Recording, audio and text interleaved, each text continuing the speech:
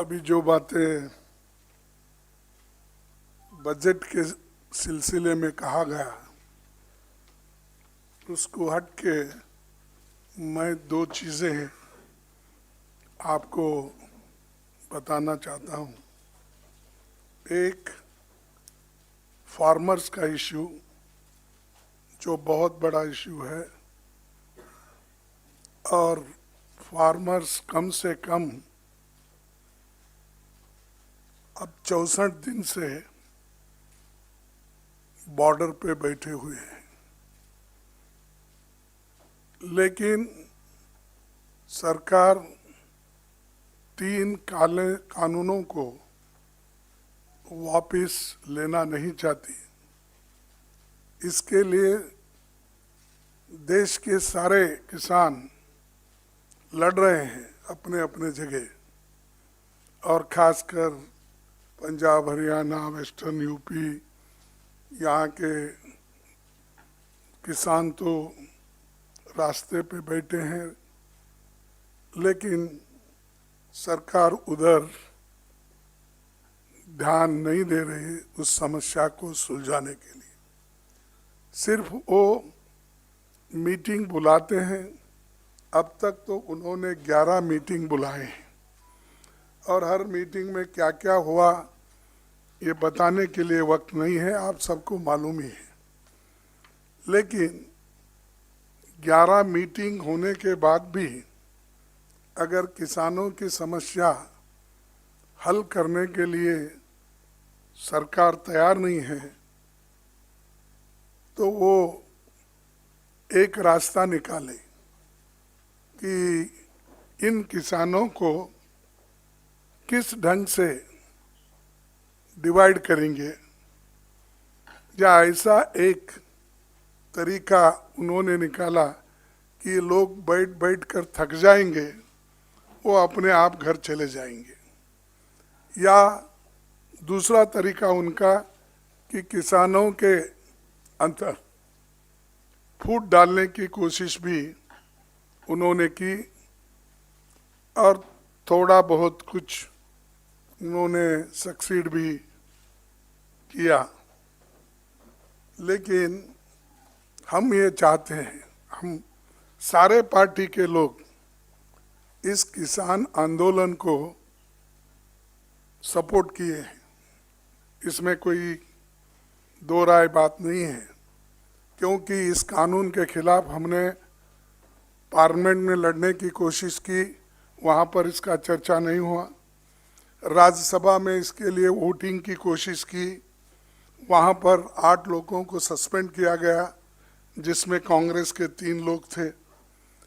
तो ये बगैर चर्चा, बगैर स्टैंडिंग कमेटी को भेजे, बगैर स्टेक होल्डर्स को इन्वॉल्व करके ये जो कानून लाया गया, इसके खिलाफ जो आंदोलन चल रहा है उस आंदोलन के लिए हम सभी लोग किसानों के साथ हैं। लेकिन चंद लोग किसान को बदनाम करने के लिए और उसमें उनको अलग थलग करने के लिए कोशिश किए, लेकिन किसान थकने वाला नहीं है। ये उनकी होशियारी है, उन्होंने जो 26 जनवरी को किया।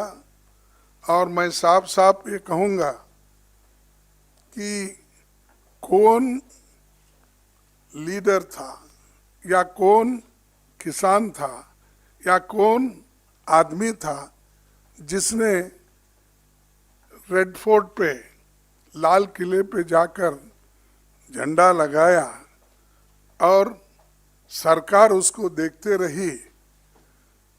क्या आपकी इंटेलिजेंस नहीं है कौन क्या करने वाले हैं?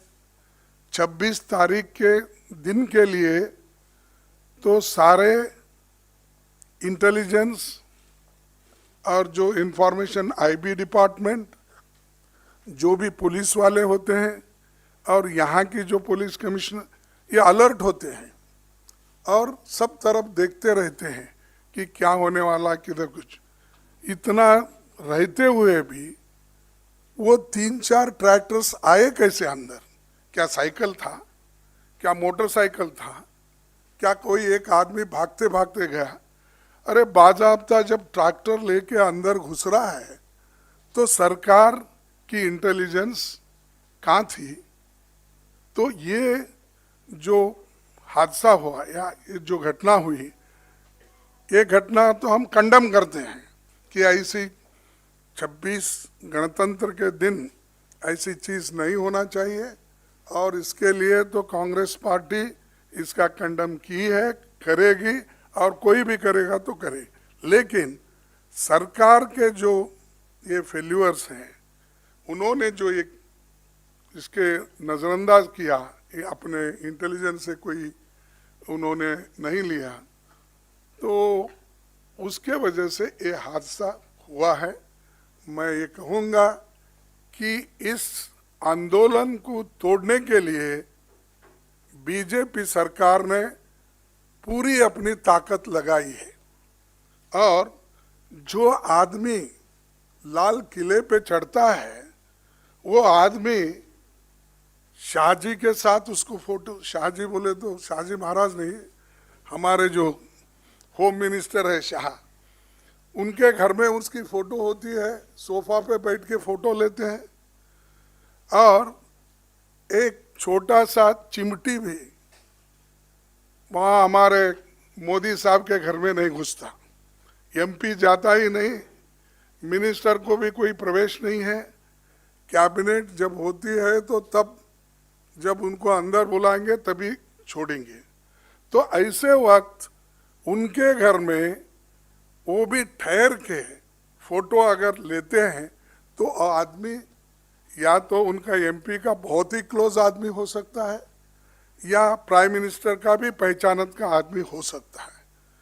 तो ये जो फोटो गीटो निकाले, इससे यही मालूम होता है कि सरकार के लोग ही इसमें मिलके ये काम किए हैं, और आज हमको उसको देखना चाहिए। तो मैं यही कहना चाहता हूँ, ये तीनों कानून को वो वापस लेने जल्दी, और किसानों को राहत दे। हम इसको पार्लियामेंट में भी फिर से उठाने की कोशिश हम करेंगे, और हमारी जितनी भी ताकत है, और दूसरे पार्टी के साथ भी हमारे नेता लोग बात कर रहे हैं, सब मिलके इसके बारे में हम तय करके फाइट करेंगे। दूसरी चीज़ ये लेबर इश्यू है। देखिए, लेबर के कानून को भी धड़ाधड़ उन्होंने पास किया। पहले तो ऑर्डिनेंस निकाला, फिर उसको पास कर लिया। अरे ये कानून तो करोड़ों लोगों के लिए एक मरण शासक है। तो इतने तीनों कानून उन्होंने सिर्फ 2-3 घंटे में पास किए हैं। तो इसका मतलब क्या है? चाहे वो सोशल सिक्योरिटी का हो, चाहे वेजेस का हो, चाहे इंडस्ट्रियल रिलेशन का हो, और ऑक्यूपेशनल सेफ्टी और वर्किंग कोड का हो, ये जो कानून लाए हैं, ये भी आज हमारे वर्किंग क्लास को भी, लेबर्स को भी बहुत बड़ा आघात इससे पहुंचा है। इसके ऊपर भी हम फिर से लड़ेंगे। ये तो पास वो कर लिए हैं कि वो किनको पूछते नहीं, और डेमोक्रेसी, मैं समझता हूँ डेमोक्रेसी में चर्चा होती है, ऐसा सब लोग कहते हैं और हम भी कहते हैं, और चर्चा से ही हल निकलता है। लेकिन यहाँ पर एक आदमी कहता है, वही अनुष्ठान में आता है। इसीलिए उसके बारे में भी फिर से हम लड़ेंगे। और आज जो वर्किंग क्लास जो बोलने के मूड में नहीं है, फिर भी वो लोग अपना एजिटेशन करे, बहुत से चीज़ें रखे, तो भी गवर्नमेंट उनके बात को भी सुनने को तैयार नहीं है। तो फिर उनका भी इश्यू हम उठाएंगे। और ये जो चीज़ें हैं, जो बजट के बारे में हमारे सीनियर लीडर चिदम्बरम जी, रमेश जी सब मिलके, सो हम सभी लोग थे, डॉक्टर मनमोहन सिंह जी के नेतृत्व में जो तैयार किए गए थे, और उसका पूरा निचोड़ आपको चिदम्बरम जी ने बताया है।